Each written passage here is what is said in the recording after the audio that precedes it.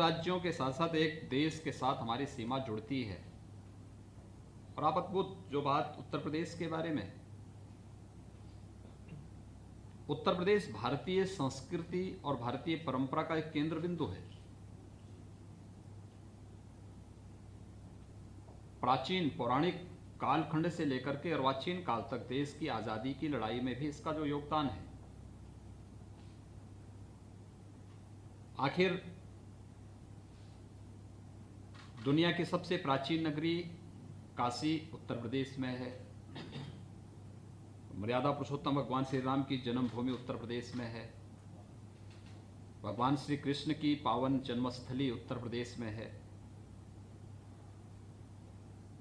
गंगा यमुना के संगम की स्थली प्रयागराज उत्तर प्रदेश में है। देश के अंदर अगर हम पुराणों की धरती के रूप में इसकी वो करें तो वह नैमिष तीर्थ भी श्रीमद् भागवत महापुराण का सबसे पहला वाचन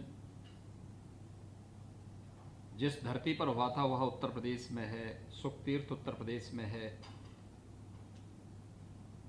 यानी अपनी वैदिक और पौराणिक परंपरा को समेटे हुए चित्रकूट को आप ले लीजिए, आपका अन्य जितने भी श्रृंगेरपुर को ले लीजिए, कौन सा ऐसी जगह है जो यहां पर नहीं है। हम वैदिक काल से, रामायण काल से, महाभारत काल का हस्तिनापुर भी उत्तर प्रदेश में ही है। और जिस क्षेत्र में हम लोग इस फिल्म सिटी के लिए प्रस्तावित किया है, जहां पे भी यमुना अथॉरिटी की ओर से जो प्रेजेंटेशन प्रस्तुत भी किया गया है, देखिए ये भारत की उस जिस नाम से भारत का नाम भारत पड़ा,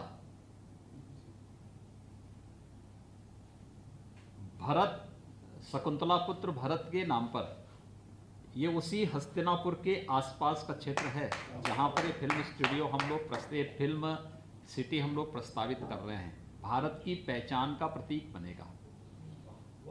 गंगा और यमुना के बीच का भूभाग है।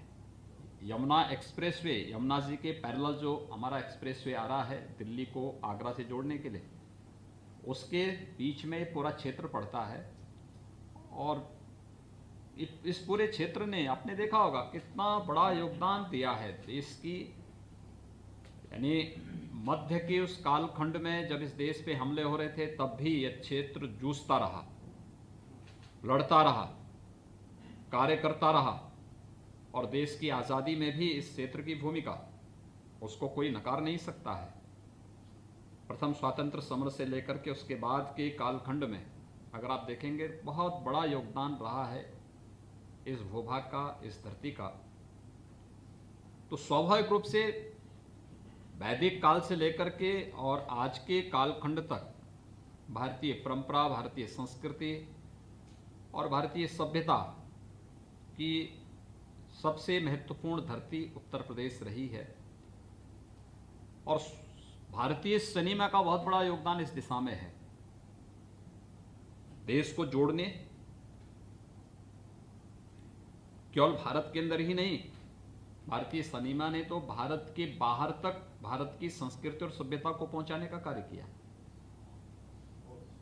हर एक के उत्थान और पतन का अपने एक समय होता है और ये धर्मचक्र है। ये उत्थान और पतन उसके साथ जुड़ा होता है, हम उससे अलग अपने आप को हटके नहीं देख सकते। इसलिए ये जितनी भी प्रक्रियाएं हैं, अगर बुरा हुआ है तो उसने अच्छा भी किया है, और अच्छे बुरे के बीच में रास्ता हमें ढूंढना है, उससे हमें रास्ता निकालना है।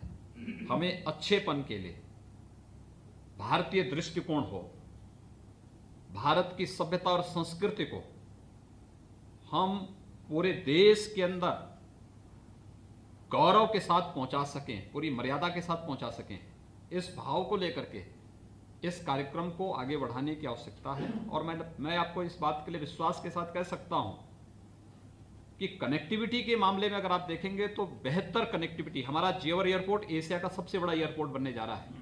अभी अगले महीने से हम लोग उस पर कार्य प्रारंभ करने जा रहे हैं और 2023 से हमारा प्रयास है कि हम उसको फंक्शनल करेंगे।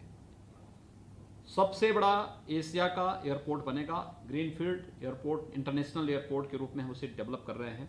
हमारी सारी कार्रवाई पूरी हो चुकी, 5000 एकड़ में वो बन रहा है, बहुत बड़ा एयरपोर्ट बन रहा है। दूसरा, उसकी कनेक्टिविटी जो हम दे रहे हैं, इस कनेक्टिविटी के साथ साथ हमने इंफ्रास्ट्रक्चर के लिए और भी कुछ किया है। हम ये जो पूरा क्षेत्र है, यहाँ पे मेट्रो की भी 4 लेन की कनेक्टिविटी तो अभी भी है, मेट्रो की और भी जो आधुनिक सुविधाएं होंगी, इन सब के साथ हम उसको जोड़ने जा रहे हैं। हमने अपनी अथॉरिटी की पूरी बैठक, नोएडा, ग्रेटर नोएडा, यमुना अथॉरिटी, इन सब की बैठकें भी हमने की हैं।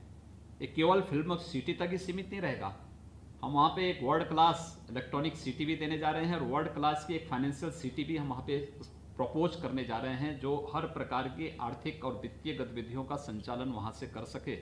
इस दिशा से भी ये सारी एक्टिविटीज़ हमारी वहाँ पे प्रारंभ होने जा रही हैं और इसको लेकर के बहुत तीव्र गति से हम लोग अपने कार्यक्रम को आगे बढ़ा रहे हैं। अब आश्चर्य करेंगे, 2017 के पहले उत्तर प्रदेश में हमारे केवल 2 एयरपोर्ट फंक्शनल थे और एक में कभी कभार कोई फ्लाइट आ पाती थी। आज हमारे यहाँ 7 एयरपोर्ट फंक्शनल हैं, 25 पे कार्य चल रहा है, हर एक कोने को हम टच कर रहे हैं। आजमगढ़ को भी हम वायु सेवा के साथ जोड़ रहे हैं, चित्रकूट में हमारा एयरपोर्ट बन रहा है, अयोध्या में हमारा एक बड़ा एयरपोर्ट बन रहा है, इसके साथ ही कुशीनगर में इंटरनेशनल एयरपोर्ट हमारा अगले 1.5-2 महीने में हम उसको फंक्शनल कर देंगे। बुद्ध हम दे रहे हैं दुनिया को, महावीर हम दे रहे हैं दुनिया को, कबीर हम दे रहे हैं दुनिया को। कौन सी ऐसा कालखंड रहा है जब हमने नहीं दिया हो? और गंगा जैसी पवित्र नदी और यमुना जैसी पवित्र नदी भी दुनिया को उत्तर प्रदेश दे रहा है, उत्तर प्रदेश की देन है। कुंभ के आयोजन को आप देखेंगे,